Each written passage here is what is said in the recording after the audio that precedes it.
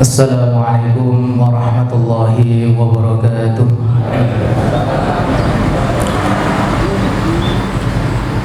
Alhamdulillah rabbil alamin, wal 'aqibatu lil muttaqin, wala 'udwana illa 'alal zalimin.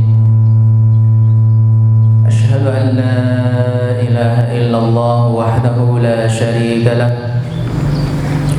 wa asyhadu anna Muhammadan abduhu wa rasuluh, la nabiyya wa la rasula ba'dah. Qala Allah ta'ala, ya ayyuhalladzina amanu taqullaha haqqa tuqatih wa la tamutunna illa wa antum muslimun. Kaum muslimin, hadirin sekalian rahimani wa rahimakumullah, marilah kita senantiasa untuk memuji Allah Subhanahu wa ta'ala, karena ini adalah yang diwajibkan oleh Allah dan Rasul-Nya, untuk mengingat nikmat-nikmatnya, kemudian mengakui nikmat yang telah diberikan kepada kita semuanya ini. Begitu juga dengan nikmat yang telah kita dapatkan, kita gunakan untuk beribadah, untuk ketaatan kepada Allah Subhanahu wa ta'ala. Mudah-mudahan kita digolongkan, dijadikan oleh Allah Subhanahu wa ta'ala menjadi orang yang pandai bersyukur. Kaum muslimin rahimani wa rahimakumullah, di pekan akhir ini atau di akhir-akhir ini, sebagian dari saudara kita Allah uji dengan ujian yang mungkin kita tidak merasakan ujian tersebut.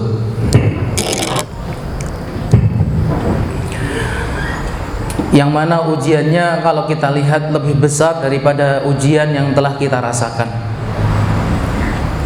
yaitu saudara kita yang ada di lereng atau di sekitar Gunung Semeru. Mudah-mudahan Allah Subhanahu wa ta'ala angkat mereka derajatnya. Mudah-mudahan Allah Subhanahu wa ta'ala ampuni dosa-dosanya, dan mudah-mudahan Allah Subhanahu wa ta'ala selalu muliakan mereka. Kaum muslimin rahimani wa rahimakumullah, kita ini hidup di dunia pasti diuji oleh Allah Subhanahu wa ta'ala. Apakah dia itu orang yang punya, orang yang kaya, atau orang yang miskin, laki-laki atau perempuan, semuanya diuji oleh Allah Subhanahu wa ta'ala. Selama dia makhluk Allah Subhanahu wa ta'ala dan dia hidup, Allah Subhanahu wa ta'ala akan uji. Kalau kita mau di tempat yang paling aman, yang paling nyaman, yang paling tentram, di mana kira-kira, bro? Di mana kira-kira? Di sini di dunia ada mboten tempat-tempat yang paling nyaman, tentram, nyampleng? Di sini ya. Kata Allah, kata Rasulullah sallallahu alaihi wasallam itu, ad-dunya mal'un, yaitu dunia itu seluruhnya dilaknat, seluruhnya. Yang tidak dilaknat salah satunya adalah zikrullah, mengingat Allah Subhanahu wa ta'ala. Tidak hanya berzikir saja, bisa dengan cara menuntut ilmu, bisa dengan cara beribadah, membaca Al-Quran dan seterusnya. Zikrullah. Di dunia ini semuanya dilaknat oleh Allah Subhanahu wa ta'ala. Jamaah sekalian yang berbahagia rahimani wa rahimakumullah, jadi manusia itu diciptakan oleh Allah Subhanahu wa ta'ala untuk diuji.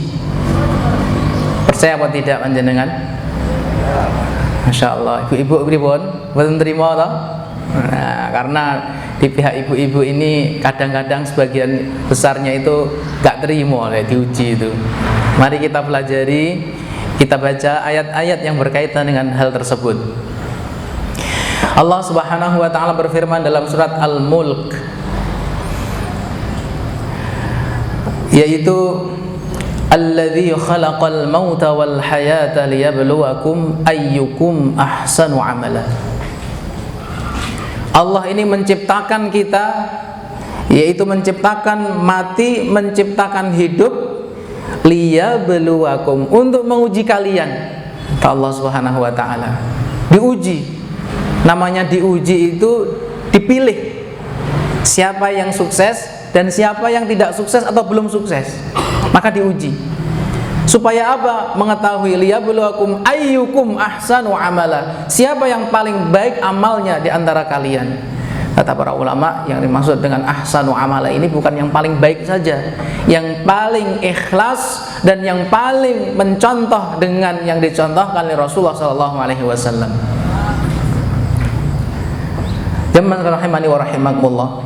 Jadi kita hidup ini diuji oleh Allah Subhanahu wa taala. Kemudian ada lagi, yaitu dalam surat Hud ayat 7. Wa huwallazi khalaqas samawati wal ard. Allah yang menciptakan langit, yang menciptakan bumi fi sittati ayyam, selama 6 hari. Untuk apa Allah menciptakan langit dan bumi? Wa kana arshuhu 'alal ma'i liyabluwakum ayyukum ahsanu amala. Yang mana arsy Allah Subhanahu wa taala di atas air. Tujuannya Allah menciptakan langit dan bumi liyabluwakum, untuk menguji kalian siapa di antara kalian yang paling baik amalnya. Tujuan ada langit, jangan lihat atas. Apa yang kita injak sekarang ini tujuannya adalah liyabluwakum, untuk menguji kita. Kemudian bagaimana dengan yang ada di bumi ini, yang seperti harta benda, keluarga? Apakah itu termasuk ujian? Allah Subhanahu wa taala berfirman di dalam surat Al-Kahfi, "Inna ja'alna ma 'alal ardi zinatan laha linabluwahum ayyuhum ahsanu amalan." Sungguh kami menjadikan apa yang ada di bumi, apa saja, harta, sesuatu yang enak, sesuatu yang tidak enak. Untuk apa? Liyabluwakum ayyukum ahsanu amala, untuk menguji kalian siapa di antara kalian yang paling baik, yang paling bagus amalnya. Saya ulang lagi, yang paling bagus maksudnya adalah yang paling ikhlas, yang mencontoh sunnah Rasulullah sallallahu alaihi wasallam. Jamaah rahimani wa rahimakumullah. Allah juga berfirman di dalam surat Al-Baqarah, "Wala nabluwannakum bisyai'in minal khaufi wal ju'i wa naqsim minal amwali wal anfusi wath thamarat wa basyiril sabirin." Kami pasti, kata Allah, wala lam di sini pasti, akan menguji kalian dengan sedikit. Allah mengatakan bisyai'in, sedikit. Ujian kita itu kecil. Apa, berupa apa? Min khauf, rasa khawatir. Khawatir dari rumah ke sini kan khawatir nggih. Khawatir pripun? Khawatir lek urung enek sing teko. Ata aku dhisik dhewe ngoten to. Khawatir rame apa urung ki, Mang. Khawatir ketinggalan. Nah, itu yang bagus. Khawatir kalau di jalan nanti terjadi kecelakaan. Itu adalah ujian dari Allah Subhanahu wa taala. Ada lagi ujian min ju'in, yaitu waju'. Wal ju', yaitu kelaparan. Takut kalau nggak bisa makan dirinya dan keluarganya. Itu ujian dari Allah Subhanahu wa taala. Wa naqsim minal amwal, dan hartanya kurang. Gak balik loro, aku kanggo iki dan seterusnya. Ujian dari Allah Subhanahu wa taala. Tapi itu sedikit, kata Allah. Ada lagi ujian, diuji lagi wal anfus, jiwanya, watsamarat, tanamannya, buah-buahannya diuji, peleme ora woh, rambutane gogrok terus, hari ini mungkin kurang panenannya, dan seterusnya. Wa basyiris sabirin. Yang beruntung di sini ketika diuji oleh Allah Subhanahu wa taala adalah orang-orang yang sabar. Yang sabar. Jamaah rahimani wa rahimakumullah. Allah juga berfirman di dalam surat Al-Baqarah ayat 214. Am hasibatum an tadkhulul jannah? Apakah kalian tidak mengira kamu nanti akan masuk surga? Walamma ya'tikum mathalul ladzina khalau min qablikum. Kamu belum mendapatkan, belum didatang kepada kamu seperti yang dirasakan oleh orang-orang sebelum kita. Orang yang hidup masanya sebelum kita. Masa kita masuk surga sebelum diuji oleh Allah seperti orang-orang yang dulu? Apa ujiannya? Allah menceritakan, massatuhumul ba'sa, mereka itu ditimpa dengan kemelaratan. Insyaallah wonten mriki enggak ada yang melarat ini. Panjenengan sampun sarapan niki wau, Mbak Bu? Oh, berarti kata Rasulullah niku, tapi enten to resku kiripun bau pun dicupne to. Berarti kata Rasulullah, siapa yang punya makanan di pagi hari maka dia memiliki dunia dan seisinya. Berarti kaya dia itu. Kaya. Kalau pagi panjenengan wonten griya niku ada beras ya. Ada beras sudah mateng, segone niku lek ngrasakne sik urung sugih nemen niku. Berarti belum belajar, belum tahu informasinya. Jadi kalau orang-orang yang masuk surga, memang Allah Subhanahu wa taala uji dengan kemelaratan. Kemudian Allah uji dengan penderitaan. Allah uji wazulzilu dengan keguncangan. Jemaah sekalian rahimani wa rahimakumullah. Allah juga berfirman dalam surat Al-Baqarah, dalam surat Al-Balad ayat 4, menyadarkan kepada kita bahwasanya kita itu diciptakan oleh Allah Subhanahu wa taala dalam kondisi laqad khalaqnal insana fi kabad. Kami menciptakan manusia berada dalam susah dan payah. Susah payah. Susah payah. Kita diciptakan manusia dalam keadaan susah payah. Susah payah bagaimana? Panjenengan, Yon sewu. Ibu-ibu niki yang pirsa, Bapak mungkin nonton aja. Jadi ketika bayi itu keluar rekoso nang mboten. Mboten rekoso disesar, ya tetep rekoso. Lagek nang jero wetenge wis ngrekasakne wong. Metu ya ditokne ya rekosone. Engko nanti agak semakin keluar kemudian dia niku berangkang wis bingung. Ning dibocah kemang, ning dibocah kemang. Melaku lho saya nemen. Masa wis ora kober. Tambah agak dewasa lagi, pinter sudah lari-lari, malah bingung lagi. Diuji oleh Allah Subhanahu wa taala. Sudah dewasa kemudian menikah atau kemudian bekerja, diuji dengan belum dapat pekerjaan atau bekerja belum cocok. Kemudian setelah itu kemudian menikah. Ketika menikah senang ya. Senang kemudian dia mendapatkan anak. Ketika mendapatkan anak lagi diuji lagi oleh Allah tidak? Diuji oleh Allah Subhanahu wa taala yang mendapatkan anak, yang diuji oleh Allah juga yang tidak mendapatkan anak juga diuji oleh Allah Subhanahu wa taala. Jadi dimanapun tempatnya orang itu diuji, mau yang ada di sekitar Gunung Semeru mau yang di sini itu sama-sama diuji oleh Allah Subhanahu wa taala. Enggak ada orang yang enggak diuji oleh Allah Subhanahu wa taala. Karena ayatnya tadi sudah jelas sekali, semua manusia itu diuji oleh Allah Subhanahu wa taala. Yang tidak diuji seperti orang yang hidup ini adalah orang yang mati. Kalau nggak mau dapat ujian kehidupan, ya mati. Ujiannya beda lagi dengan ujian orang-orang yang hidup. Orang hidup nggak tahu ujian orang meninggal itu seperti apa. Jemaah sekalian rahimani wa rahimakumullah.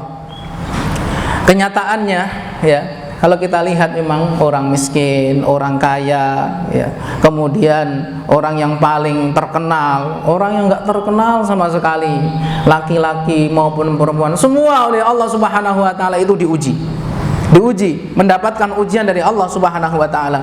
Termasuk ibu-ibu mungkin ya ketika menikah belum mendapatkan momongan, itu juga ujian dari Allah Subhanahu wa taala. Atau dia mendapatkan momongannya nakal, rewelan, hiperaktif dan seterusnya. Itu ujian dari Allah Subhanahu wa taala. Mari kita sadar.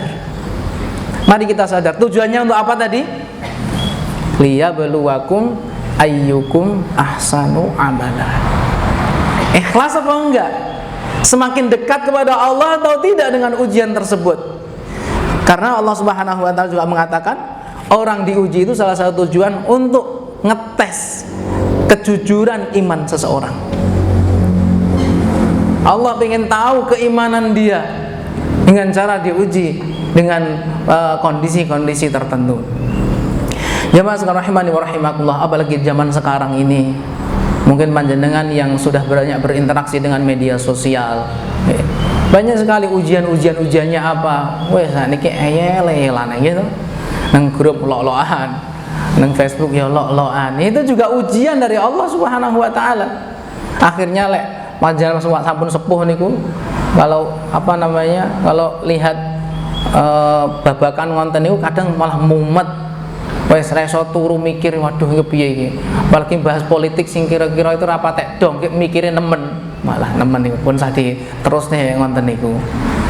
Jadi kalau orang terlalu banyak memikirkan porsinya, memikirkan orang lain dan dia melupakan dirinya, stop. Kita harus lebih prioritaskan untuk memikirkan diri kita dulu. Kemudian kita pikirkan orang lain. Jamaah sekalian rahimani wa rahimakumullah, bahwasanya ujian itu ada dua macam. Ujian itu ada dua macam. Yang pertama, ujian dari luar keinginan kita. Kemudian yang kedua, ujian karena keinginan kita. Loh, ada toh. Kita pengen diuji itu ada toh. Nanti akan kita bahas. Ada ujian yang di luar keinginan kita. Tujuannya apa? Allah Subhanahu wa ta'ala datangkan ujian ini di luar keinginan kita, yaitu untuk mengangkat derajat seorang hamba. Allah uji dengan sesuatu yang tidak kita inginkan, yang tidak kita sengaja. Karena ada yang kita sengaja di situ mencari ujian, ada. Yang ini kita tidak sengaja ingin mencari ujian, ternyata Allah berikan ujian kepada kita. Tujuannya kita harus sadar bahwasanya Allah Subhanahu wa ta'ala ingin mengangkat derajat kita. Contohnya yaitu musibah yang ada di tubuh kita. Musibah yang ada di tubuh kita, mungkin waliyadzubillah ada cacat yang permanen, mungkin ada yang sakit. Apakah hanya diri kita yang diuji kemudian kita diangkat derajatnya oleh Allah? Buktinya apa? Buktinya tidak. Itu tidak hanya diri kita saja atau orang-orang biasa saja. Akan tetapi yang diuji oleh Allah Subhanahu wa ta'ala adalah para nabi. Para nabi dahulu. Yang paling dekat adalah Nabi Muhammad sallallahu alaihi wasallam. Diuji oleh Allah tidak?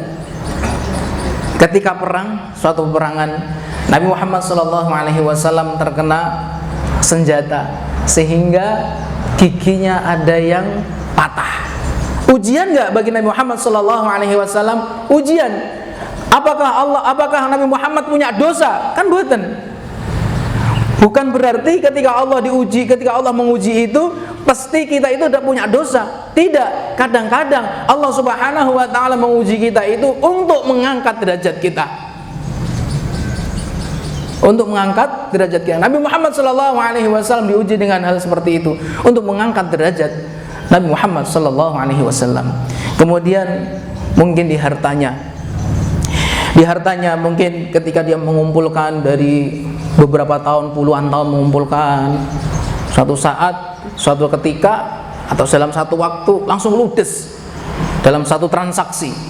Mungkin transaksi yang keliru, ditipu orang, atau dia masuk ke mungkin sesuatu yang di situ ternyata diharamkan oleh Allah Subhanahu wa ta'ala, mau nggak mau harus meninggalkan.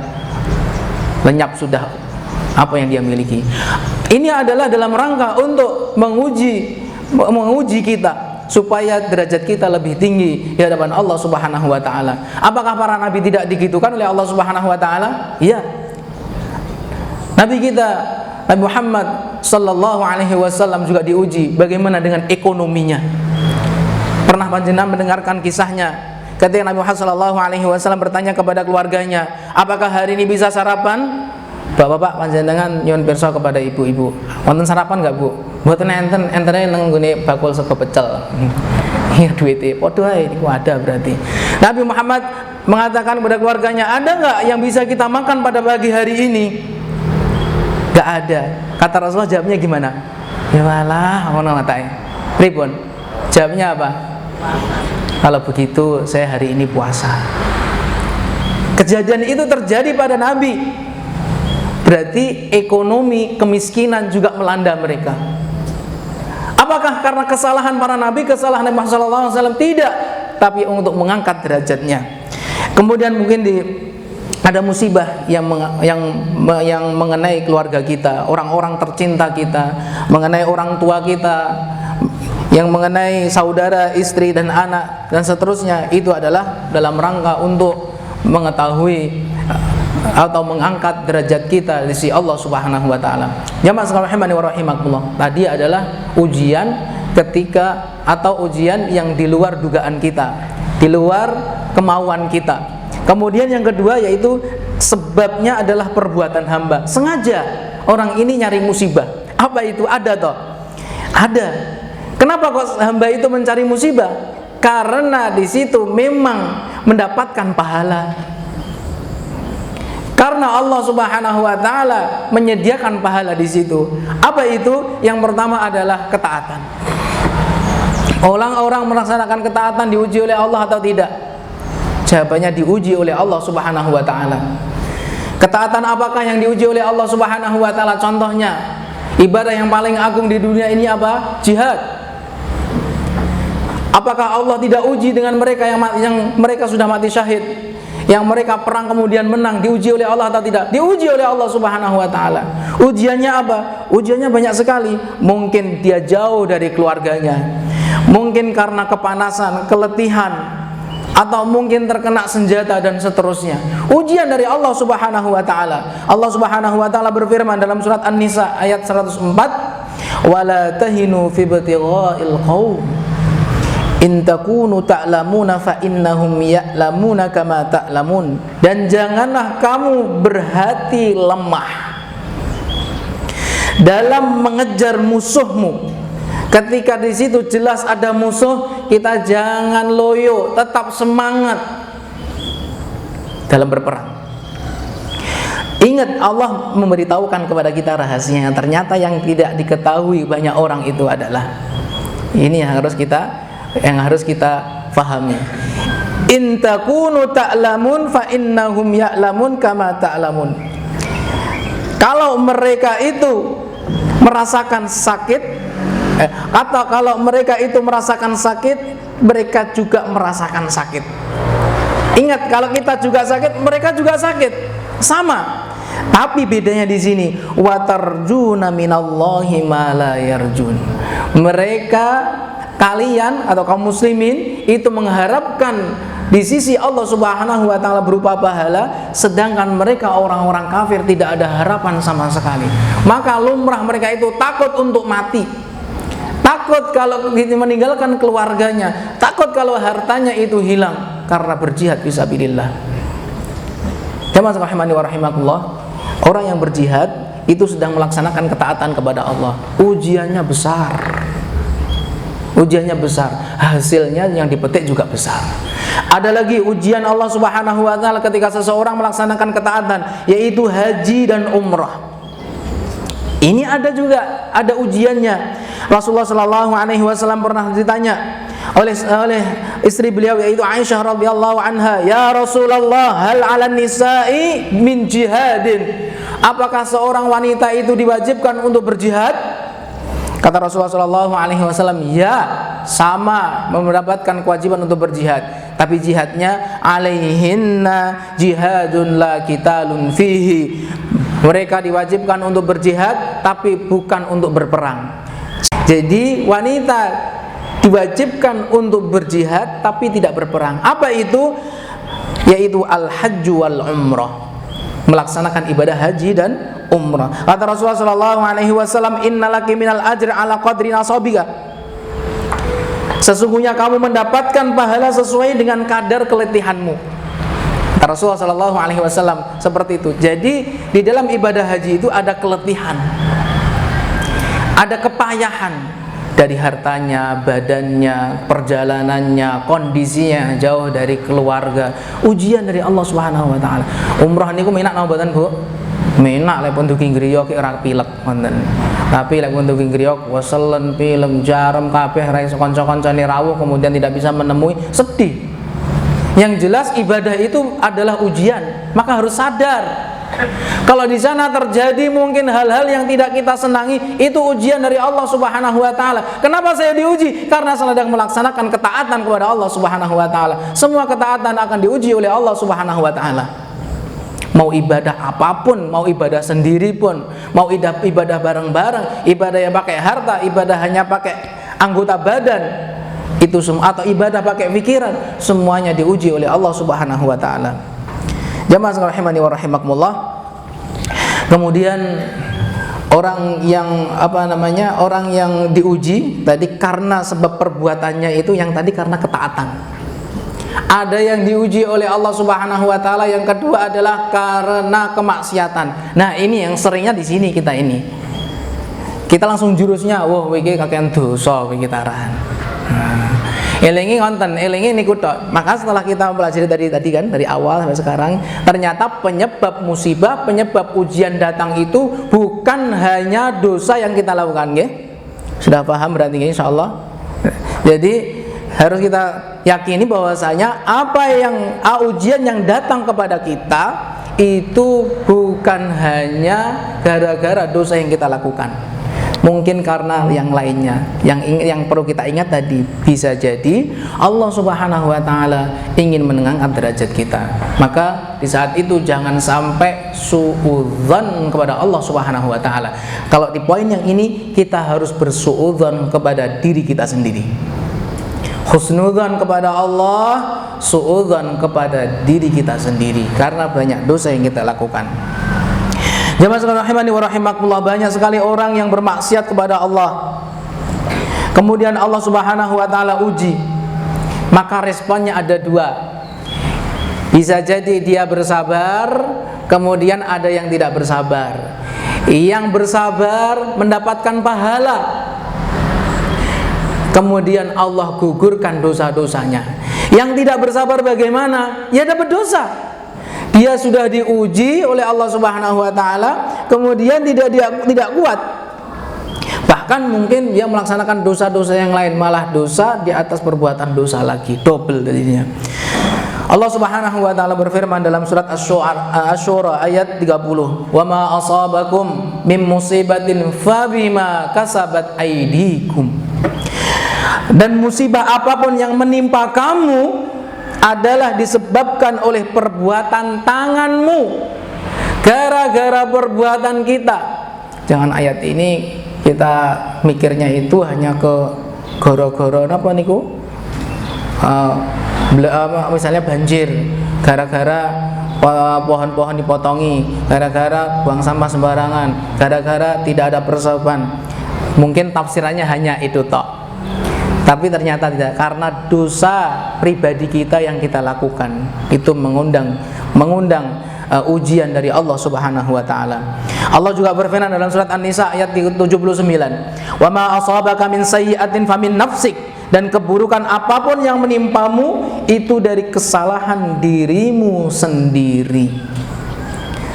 Mari kita sadar jemaah sekalian rahimani wa rahimakumullah, apa yang menimpa kita ini bisa jadi ada di poin ini. Maka yang harus kita hadapi atau yang harus kita cara menghadapinya yaitu kita harus bersabar. Jemaah sekalian rahimani wa rahimakumullah, dari berbagai kondisi-kondisi tadi, mari kita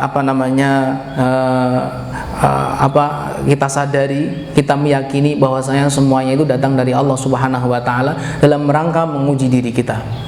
Kemudian kalau sudah ujian itu ada di depan mata kita, sedang kita rasakan, ya, kemudian atau saat ini panjenengan sedang merasakannya ujian tersebut, bagaimana sikap kita? Itu yang penting. Mudah-mudahan sikap yang kemarin-kemarin kita sikapi itu mudah-mudahan betul. Kalau seandainya ada yang keliru, mudah-mudahan di kesempatan ini kita perbaiki. Sikap seorang muslim ketika mendapatkan ujian musibah dari Allah Subhanahu wa taala ada tingkatan-tingkatannya. Ada tingkatan-tingkatannya, ada 4 tingkat. Tingkatan yang pertama adalah dia mengeluh, dia tidak menerima. Al-jazi, ngeluh, nggak diterima, nggak nerima dengan kondisi tersebut. Kelihatan dari mana? Ya kelihatan dari lesannya, kelihatan dari tulisan-tulisannya. Nulis neng tidak? Ya neng kertas bisa. Ini yang anak santri pondok ini punya buku kecil nggak? Yang mau tidur itu ditulis. Ada nggak? Siapa yang nggak punya angkat tangan? Punya semuanya Pak Basori. Napa namine niku Mas? Buku apa? Ini cilik itu. Biasanya malam-malam mau tidur itu gak turu-turu ya. Teko jam 11, jam 12, roh-roh. Padahal yang ngletak ya bareng. Tapi kok subuh ngantuk. Wah ninda kan kayak. Masyaallah. Ternyata di malam hari dia sedang mengarang tulisan, mengarang buku. Di situ mungkin banyak keluh kesah, ketidakterimaan kejadian yang terjadi pada hari itu. Atau mungkin panjenengan yang biasanya status di Facebook, di WhatsApp, atau di IG, di media sosial, yang bentuknya itu keluh kesah, tulisan. Itu memang yang disediakan oleh orang-orang Yahudi, biar meratap. Mereka orang Yahudi meratapnya di tembok-tembok, ya. Tembok.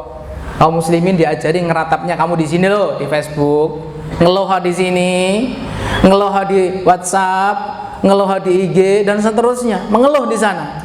Banyak atau sedikit, Bu, yang mengeluh di situ, di status? Itu memang ajaran Yahudi yang sudah masuk ke dalam diri kita ini.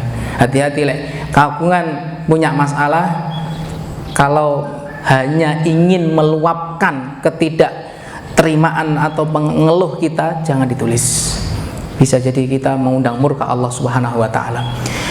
Jamaah rahimani wa rahimakumullah, semuanya itu dia tampak dari lisannya, ketidakterimaannya itu, dari tulisannya, dari perbuatannya, itu karena hatinya tidak terima dengan musibah tersebut. Di antaranya yaitu ada sebuah hadis yang disabdakan Rasulullah sallallahu alaihi wasallam, "Laisa minna man darabal hudud", bukan dari golongan kami orang yang memukul wajahnya, au syaqqat juyub, merobek-robek bajunya, au da'a bid'awal jahiliyah, dia menyeru dengan seruan jahiliyah ketika ditimpa musibah. Ini bentuk apa? Perbuatan yang mana ini bentuk ketidakterimaan atas ujian musibah yang diberikan oleh Allah Subhanahu wa taala. Maka orang yang mengeluh, orang yang tidak menerima apa yang diujikan kepada kita ini, maka hukumnya adalah haram. Enggak boleh mengeluh dengan ujian yang diberikan kepada kita, hukumnya haram. Maka kalau kita sudah dosa, itu sudah dosa, kemudian dia tidak bertaubat, maka justru musibah di atas musibah. Dia sudah dapat musibah karena kemaksiatan dia, kemudian dia malah mengeluh dengan cara tidak menerima tadi, lisannya, tulisan, perbuatan, akhirnya double dosanya. Jamaah sekalian rahimani wa rahimakumullah.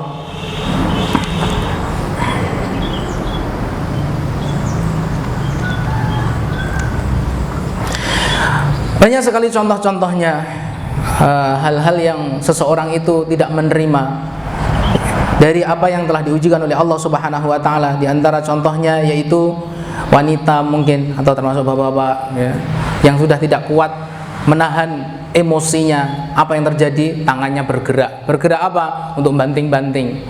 Kalau banting tulang buatan bapak-bapak, kalau banting piring itu loh yang repot. Banting tulang kan kerja tenanan, tapi kalau banting piring ini sudah beda kasusnya. Banting tulang, banting piring, ya, dia marah. Karena marah, maka ini termasuk tanda dia mengeluh, tidak terima dengan ujian Allah Subhanahu wa taala. Protes, teriak-teriak, mungkin ibu-ibu, ketika wanita itu yang sudah mungkin sering dia ngaji, anak pondok apalagi setiap hari ngaji, ada pelajaran, ada pengajian. Kemudian ketika diuji oleh Allah Subhanahu wa taala, protes, teriak, jerit, dan seterusnya. Pada saat itulah hilang ilmunya yang dulu dia pelajari. Ilmu-ilmu tentang tauhid, akidah, ilmu-ilmu tentang menghadapi musibah, hilang semuanya, enggak dipakai. Begitu jamaah rahimani wa rahimakumullah. Makanya haram hukumnya mengeluh ketika kita mendapatkan musibah dari Allah Subhanahu wa taala. Tingkatan yang kedua yaitu sabar. Apa hukumnya sabar ketika kita mendapatkan musibah? Adalah wajib. Hukumnya adalah wajib. Sabar itu bagaimana? Ketika dia ditimpa musibah, pasti hati kita itu merasa sedih. Hati kita itu merasa perih. Tapi bagi orang sabar, dia mampu menahannya. Karena namanya sabar itu adalah al-habsu, menahan. Dia merasakan kesedihan, merasakan keperihan, sakit, tapi dia mampu menahannya. Maka dia mendapatkan pahala dari Allah Subhanahu wa taala. Kemudian ada lagi tingkatan yang ketiga, yang lebih tinggi lagi, yaitu ridha. Ketika diuji oleh Allah Subhanahu wa taala, dia ridha. Ridha itu bagaimana? Apakah sama dengan sabar? Yaitu dia ketika dan seterusnya, dia tidak merasakan perihnya, dia tidak merasakan sakitnya, dia tidak merasa marah. Lek umpama krasa lara ya larane iku gak no woman koyo sing ngeluh. Beda nggih. Orang yang sabar dengan orang yang tidak sabar, orang yang terima dengan orang yang tidak terima. Panjenengan pernah jalan-jalan wonten Saben atau di tempat yang di situ banyak durinya. Lek gak roh lek kono enek rine kira-kira sakit napa mboten? Ri cilik-cilik celekit-celekit. Lek gak wedi mlaku wae ngono. Wah, tibake kaya ngeri to. Tapi lek wedi celekit waduh nyolot-nyolot ngoten. Ya, disitulah mungkin perbedaannya. Dia tidak tidak begitu merasakan atau merespon ujian dari Allah Subhanahu wa taala, sehingga dia merasakan biasa saja apa yang telah didatangkan kepada dia. Jemaah rahimani wa rahimakumullah, apa hukumnya ketika seseorang mendapatkan musibah, ujian, apakah dia wajib untuk ridha atau tidak? Para ulama di sini berbeda pendapat, ada yang mengatakan harus atau wajib dia ridha, kemudian ada yang mengatakan yaitu sunnah. Jemaah rahimani wa rahimakumullah, kemudian tingkatan yang berikutnya adalah yang keempat adalah bersyukur kepada Allah Subhanahu wa taala. Bisa toh saya sakitnya kronis stadium sekian, sudah ditentukan bahwasanya tidak ada obatnya penyakitmu ini. Alhamdulillah, seneng cah cilik, yes, ngoten. Seneng ketika mendapatkan musibah. Mung yang tinggi jatuh dari tempat yang tinggi, atau dia jeblok tiba jatuh dari motor. Kemudian apa yang dirasakan? Senang. Langsung loh niku. Tidak nunggu 1 jam, 1 hari, 2 hari, langsung. Pada saat itu juga dia langsung senang.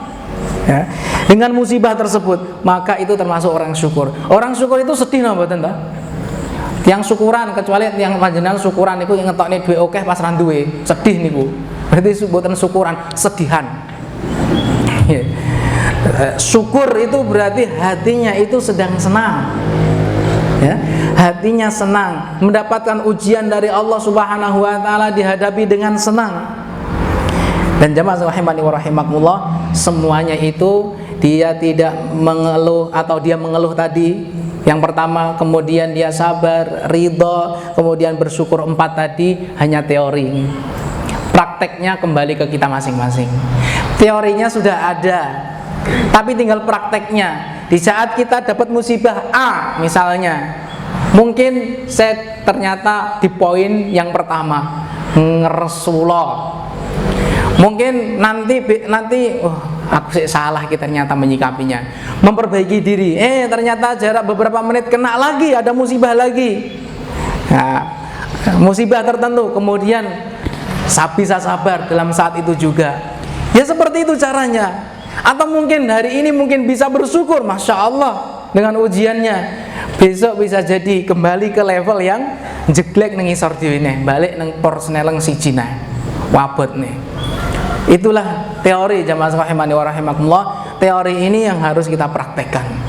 Yang penting jangan yang pertama tadi. Lek numpak motor Bu, pun dijeglekne sitok terus digas saka mangu teko kene.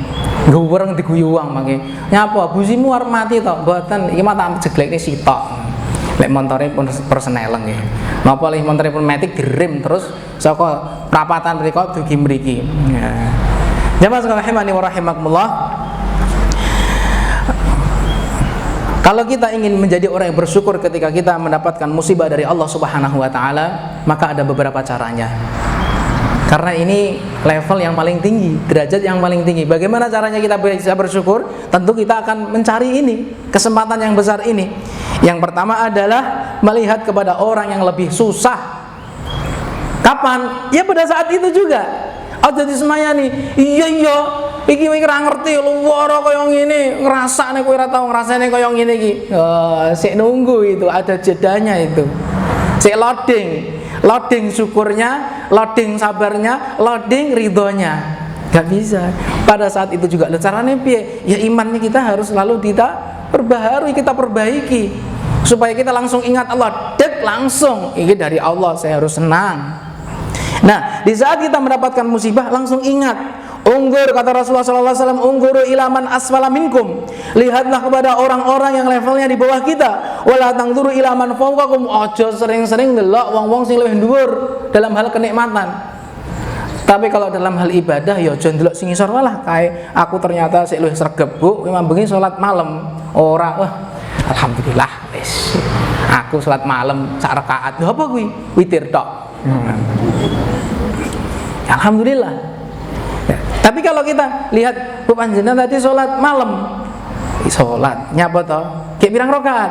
11. Aku mung 3 tok. Jadi harus semangat lagi kalau dalam ibadah itu seperti itu. Tapi kalau dalam hal dunia kita harus melihat kepada yang lebih bawah. Maka yang seperti itu akan mengundang nikmat dari Allah Subhanahu wa taala dengan cara melihat orang-orang yang lebih bawah levelnya. Levelnya dari apa? Dari hal kenikmatan, dari hal kesehatan, keluarga dan seterusnya. Sehingga kita akan bisa lebih bersyukur pada Allah Subhanahu wa taala. Ketika kita sudah bisa berjalan meskipun terantanan wonten mriki, meskipun pakai tongkat dan seterusnya, harus lebih bersyukur lagi. Kenapa? Karena ada orang yang masih di rumah yang tidak bisa apa-apa. Panjenengan merawat orang tua. Orang tua itu tidak bisa apa-apa, paribahasannya mapunten, mungkin BAB, buang air kecil di tempat.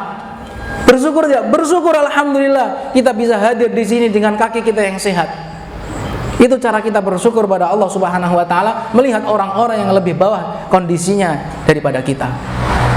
Lek rumangsa melarat caranya gimana? Kita melihat orang yang lebih bawah kita. Lek rumangsa loro-loronan kita melihat orang yang ada di bawah kita. Itu jamaah rahimani wa rahimakumullah, melatih syukur ketika mendapatkan musibah dari Allah Subhanahu wa taala. Kemudian yang kedua adalah merenungkan ganjaran dari musibah tersebut. Seperti apa musibah itu ganjarannya?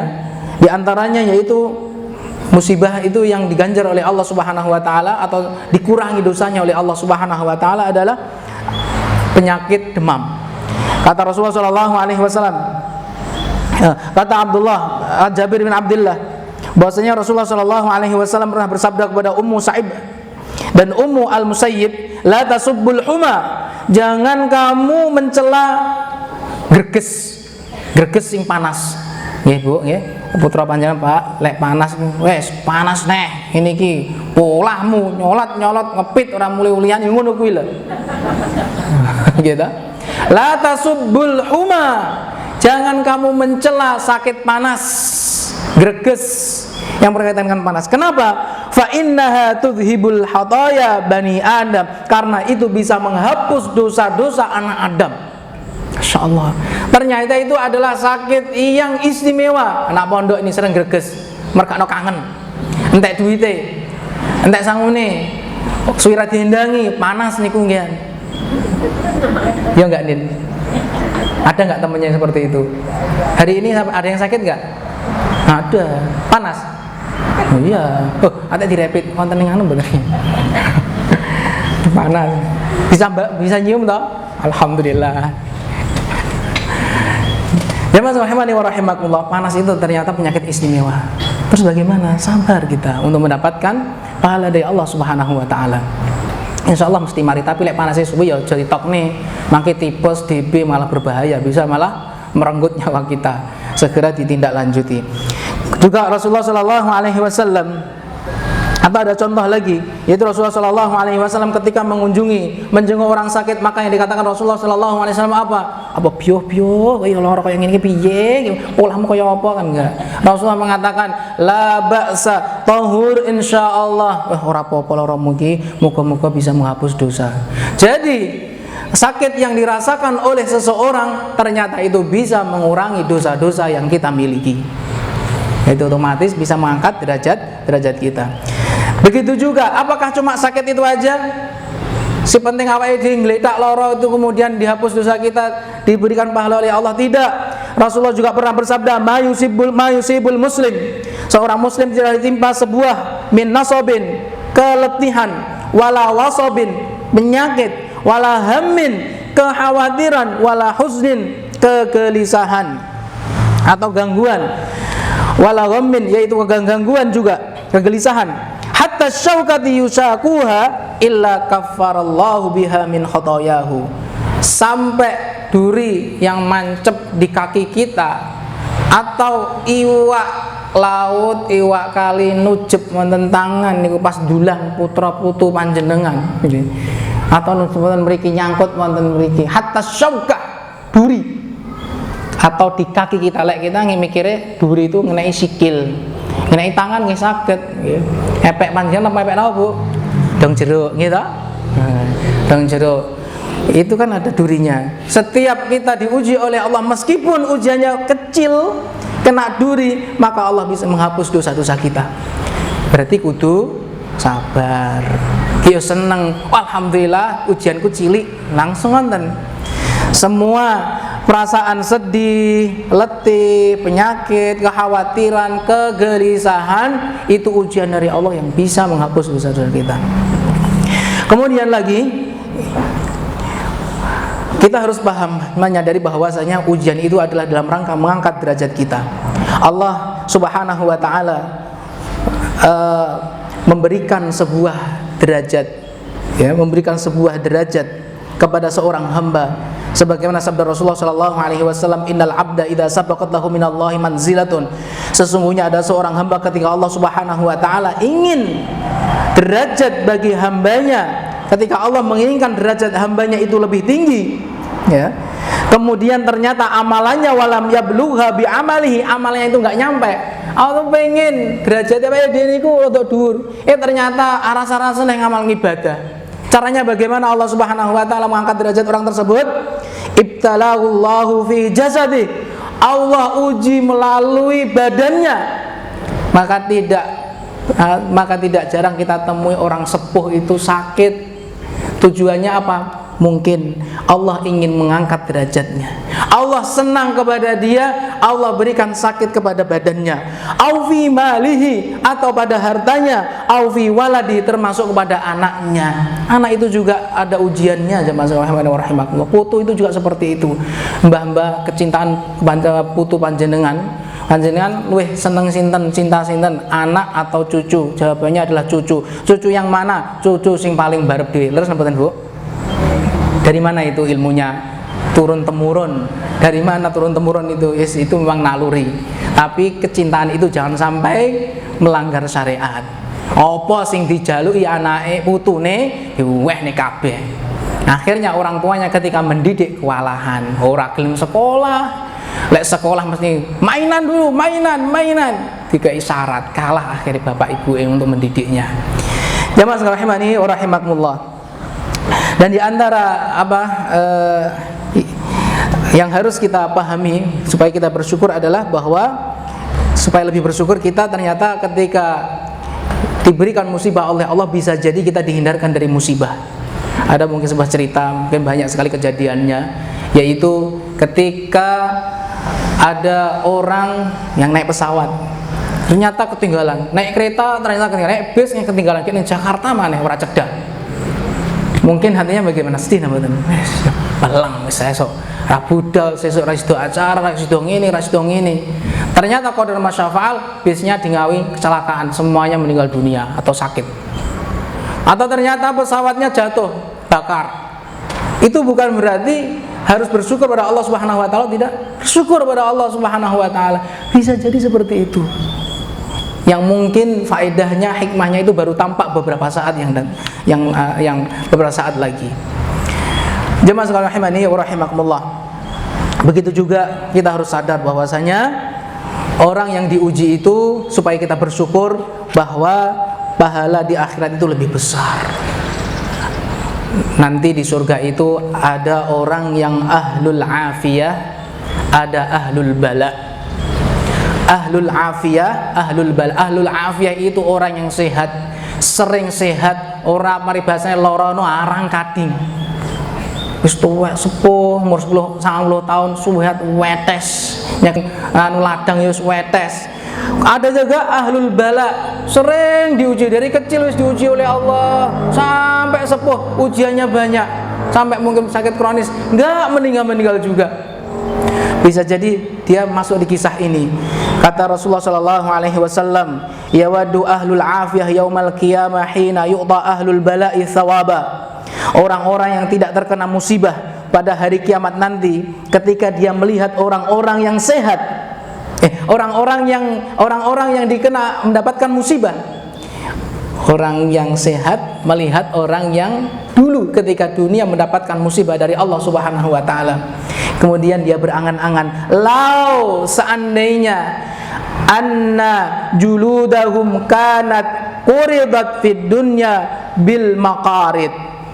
Seandainya kulitnya dipotong-potong dengan gunting dahulu kita ketika di dunia. Jadi berangan-angan, ya Allah, jadukno. Tapi jaduknya ini bukan jadukno karena mengeluh tidak terima takdir Allah Subhanahu wa taala. Jadukno biyen iki seandainya dulu saya diuji lebih berat lagi bisa ke derajat yang lebih tinggi. Sama, dua-duanya masuk surga. Yang sehat masuk surga, yang diberi ujian oleh Allah itu juga masuk surga. Tapi ternyata yang diuji oleh Allah derajatnya lebih tinggi. Kemudian yang sehat itu pengen, ya Allah, biyen ngono jane ujinen sing luwih berat. Bapak Ibu, kalau panjenengan mungkin diuji oleh Allah berbeda dengan sederek-sederek panjenengan, berbeda dengan saudara-saudara panjenengan, berbeda dengan tetangga panjenengan, lebih miskin, lebih susah, lebih banyak masalahnya, baik di keluarganya dan seterusnya, banyak masalah. Bahagialah kita, mungkin kita termasuk ini, akan diangkat derajatnya oleh Allah Subhanahu wa taala. Jemaah sekalian rahimani wa rahimakumullah, mudah-mudahan dari pertemuan ini, dari materi ini, Allah Subhanahu wa taala memberikan tambahan kepada kita ilmu, menambahkan keimanan kepada kita. Dan bukan hanya teori saja yang kita bawa nanti, akan tapi bagaimana ada planning, bagaimana praktek saya nanti. Kalau seandainya hari ini panjenengan masih di level 1, mengeluh ketika mendapatkan musibah, berdoa kepada Allah, ya Allah, jadikanlah saya orang yang sabar. Kata Allah Subhanahu wa taala, sabar itu adalah pemberian yang paling luas, pemberian yang paling baik. Tidak ada pemberian yang paling baik kecuali kesabaran. Bapak Ibu sekalian rahimani wa rahimakumullah, pahala apakah yang paling besar? Jadi kalau orang tak bedek ini niki kalau nggo hadiah, karena hadiah ya keri kesupen kasih to. Wis sinten sing saged ngacung. Pahala apakah yang paling besar? Masya Allah, hadiah semuanya. Masya Allah, barakallahu fikum, jazakumullahu khairan. Hadiahnya ini ya, dongo mawon ini. Pahala yang paling besar sabar pirsa ibu-ibu ini, Masya Allah. Tinggal napa nih Bu? Prakteknya. Prakteknya dari mana dimulainya? Dari mana? Diri sendiri Pak Basori. Dari mana Pak Basori? Leres Pak Basori tadi. Dari hati. Lah dia iki ngomel-ngomel, jerit-jerit, tangane gepuk-gepuk, nyuwek-nyuwek, kemudian nulis ngene iki dari mana? Awalnya hati kita. Berarti kita adalah hati kita yang perlu kita koreksi dulu. Kita papakne dulu. Setiap sesuatu yang tidak senang, menyenangkan kita, segera kita papankan dulu. Mari kita bersabar. Minimal itu minimal. Kalau bisa syukur-syukur, ridho. Alhamdulillah, lagi ke derajat lebih tinggi adalah kita bersyukur pada Allah Subhanahu wa taala. Dan jangan lupa ketika kita mendapatkan musibah membaca innalillahi wa inna ilaihi rajiun. Tidak hanya pas meninggal dunia. Siapa sih meninggal kayak emang innalillahi wa inna ilaihi rajiun. Tidak itu, tapi juga ketika kita mendapatkan musibah bisa mengucapkan innalillahi wa inna ilaihi rajiun. Itu dimasyarakatkan. Jangan sampai siapa sih meninggal kok inna ilaihi rajiun. Ora, lah Allah sudah bilang, idza asabatum musibah, apabila ditimpa musibah, maka ucapkanlah innalillahi wa inna ilaihi rajiun. Kemudian juga berdoa kepada Allah Subhanahu wa taala, ya Allah, mudah-mudahan apa yang menimpaku ini, ujian yang menimpaku ini bisa menjadi kebaikan bagiku. Gantilah dengan pahala yang lebih baik. Berdoa kepada Allah, ya Allah, kuatkanlah, istiqomahkanlah saya selalu bersabar. Dan syukur-syukur alhamdulillah, ya Allah, mudahkan saya bisa bersyukur atas musibah ini. Jamaah sekalian rahimani wa rahimakumullah, mudah-mudahan Allah Subhanahu wa taala memberikan hidayah kepada kita semuanya, menuntun kita untuk istiqomah, untuk selalu bisa beribadah dan ketaatannya, dan mudah-mudahan kita selalu ikhlas untuk melaksanakan ibadah ketaatan kepada Allah Subhanahu wa taala. Mari kita berdoa kepada Allah Subhanahu wa taala, mudah-mudahan kita mendapat ridha-Nya. Allahumma shalli ala Muhammad wa ala ali Muhammad kama shallaita ala Ibrahim wa ala ali Ibrahim wa barik ala Muhammad wa ala ali Muhammad kama barakta ala ali Ibrahim innaka Hamidum Majid. Allahumma inna nas'aluka Allahumma inna nas'aluka al-huda wat-tuqa wal-'afafa wal-ghina. Rabbi ighfir lana Rabbana ighfir lana wa li ikhwanina alladhina sabaquna bil iman wa la taj'al fi qulubina ghillan lil ladzina amanu rabbana innaka ra'ufur rahim. Kurang sopan kepada panjenengan, ada yang salah, mohon dimaafkan. Mudah-mudahan Allah Subhanahu wa taala selalu memberikan kepada kita kebaikan, kesabaran, dan juga rasa syukur ketika kita mendapatkan musibah. Wabillahi taufik wa sallallahu ala nabiyyina Muhammadin wa ala alihi washabihi ajmain. Assalamualaikum warahmatullahi wabarakatuh.